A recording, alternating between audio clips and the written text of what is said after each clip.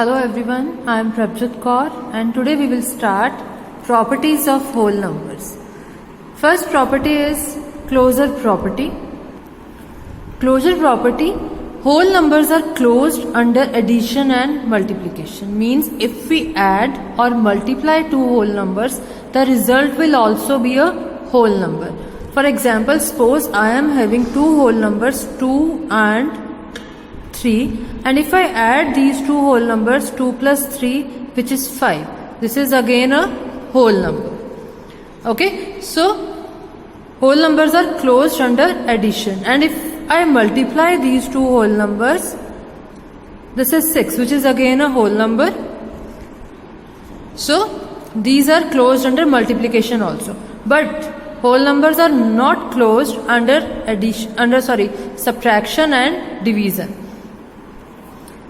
Let's take an example of subtraction and division. If I subtract 7 from 8, this will be 1, which is a whole number. Okay, but if I subtract 8 from 7, then is this a whole number? No. So whole numbers are not always closed under subtraction. And let's take an example of division. If I divide 8 and 4, the result will be 2, which is a whole number. But if I divide 5 by 7, this will be 5 upon 7, which is not a whole number. Okay, this is not a whole number. So whole numbers are closed under addition and multiplication, but they are not closed under subtraction and division. This is our closure property. Second property is commutative property. First of all, we will check under addition. Whole numbers are commutative under addition, means we can add whole numbers in any order. That means a plus b is equal to b plus a, where a and b are two whole numbers. Okay, let's take an example. Suppose I am having 3 and 4. If I add in this order, then the result will be 7. And if I add like this, then also the result will be 7. That means a plus b is equal to b plus a. Okay, so whole numbers are commutative under addition. Next is under subtraction. If we take two whole numbers, again I am taking 4 and 3. If I subtract 3 from 4, the result will be 1. And if I subtract 4 from 3, what will be the result? The result will be minus 1. So they are not same. Both these numbers, both these results are not same. So a minus b is not equal to b minus a. That means whole numbers are not commutative under subtraction. Next is under multiplication. I am taking two whole numbers 4 and 6, and we can multiply whole numbers in any order. Okay, so 4 multiplied by 6, this is 24, and 6 multiplied by 4, this is also 24. That means whole numbers are commutative under multiplication. This is commutative property of whole numbers. And next is under division. Let's take two whole numbers 4 and 8. If I divide 8 by 4, the result will be 2. And if I divide 4 by 8, the result will be 1 by 2. Are they both same? No, both are not same. That means whole numbers are not closed, whole numbers are not commutative under division. A divided by b is not equal to b divided by a, because 2 is not equal to 1 by 2. Both are different, both are not equal. That means whole numbers are not commutative under division. This is our second property, commutative property. Third property is associative property. Associative property is totally same as commutative property. The difference is that associative property is for 3 whole numbers, but the commutative property is for 2 whole numbers. Okay, let's see. First is under addition. If I am having 3 whole numbers 2, 3 and 4, associative property says that we can add whole numbers in any order. Like we can add 2 and 3 first, and after that in the result of 2 and 3 I'll add 4. So this will be 3 plus 2, 5 plus 4, which is 9. And if I add in this order, like 3 and 4 first, and in the sum of these two I'll add 2. So this will be 2 plus 4 plus 3 is 7, which is 9. So the result is same. That means A plus B plus C is equal to A plus B plus C. This is our associative property under addition.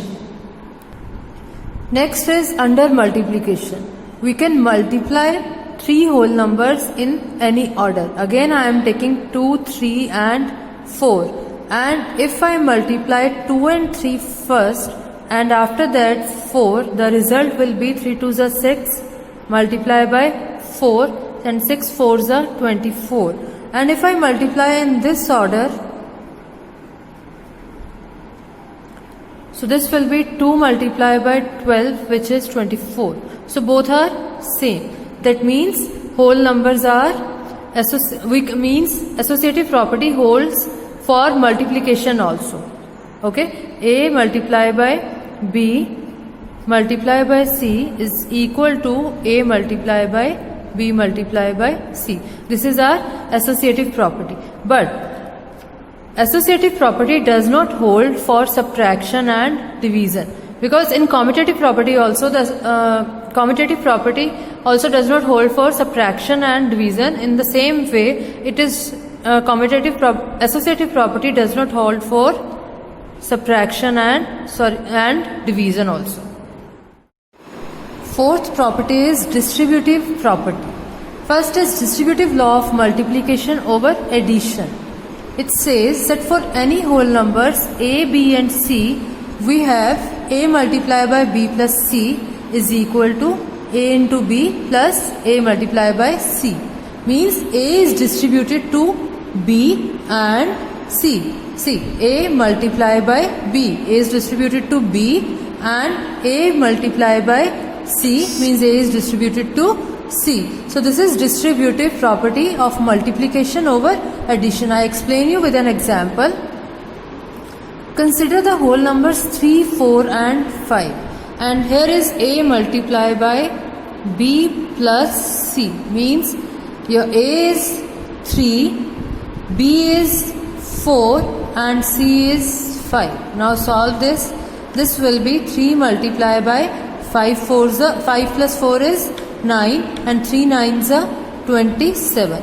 Now take right hand side, which is A multiplied by B plus A multiplied by C. This is equal to A is 3, B is 4 plus A is 3 and C is 5. Now solve this. 3 4s are 12 and 3 5s are 15. And 12 plus 15 is 27. Okay, that means A multiplied by B plus C is equal to A multiplied by B plus A multiplied by C. This is distributive law of multiplication over addition. Next is distributive law of multiplication over subtraction. In the last we have done distributive law of multiplication over addition. Now is distributive law of multiplication over subtraction. For any whole numbers A, B and C, we have A multiplied by B minus C is equal to A multiplied by B minus A multiplied by C. A is distributed to B and A is distributed to C over subtraction. Okay, so let's start with an example. Consider the whole numbers 11, 6 and 4. Now take the left hand side, which is A multiplied by B minus C, and this is A is 11, multiply, B is 6 and C is 4. So this will be 11 multiplied by 2, which is 22. And now take the right hand side, which is a multiplied by b minus a multiplied by c. This will be 11 multiplied by 6 minus 11 multiplied by 4. So this will become 66 minus 44, which is 22. So left hand side is equal to right hand side. So this is our distributive law of multiplication over subtraction. That means a multiplied by b minus c is equal to a multiplied by b minus a multiplied by c. Next is additive property of 0. Additive property of 0 means if we add 0 to any whole number, the result will always be a whole number. This is a plus 0 is equal to 0 plus a, which is a. Okay, means if I add 0 to this whole number a, the result will be a. I have written two examples. I added 0 to 365, the result is 365. And I added 0 to 2222, the result is 2222. So this is additive property of 0, means if we add 0 to any whole number, the result will always be a whole number. Next is multiplication property of 0, means if we multiply any whole number by 0, the result will always be 0. For any whole number a, we have a multiplied by 0 is equal to 0 multiplied by a is equal to 0. This is multiplication property of 0. See this example. If we multiply 2 by 0, the result will be 0, or 0 by 2, then also the result will be 0. So multiplication property of 0 says that if we multiply any whole number by 0, the result will always be 0. Next is multiplicative property of 1. Multiplicative property of 1 is for any whole number a, we have a multiplied by 1 is equal to 1 multiplied by a is equal to a. Means if we multiply any whole number by 1, the result will always be a whole number. If I multiply 2 by 1, the result will be 2. If I multiply 43 by 1, the result will be 43. That means if we multiply any whole number by 1, the result will always be a whole number. This is multiplicative property of 1. So 0 is the additive identity of whole numbers and 1 is the multiplicative identity of whole numbers, because if we add 0 to any whole number, the result will always be a whole number, and if we multiply 1 to any whole number, the result will always be a whole number. So 0 is the additive identity of whole numbers and 1 is the multiplicative identity of whole numbers.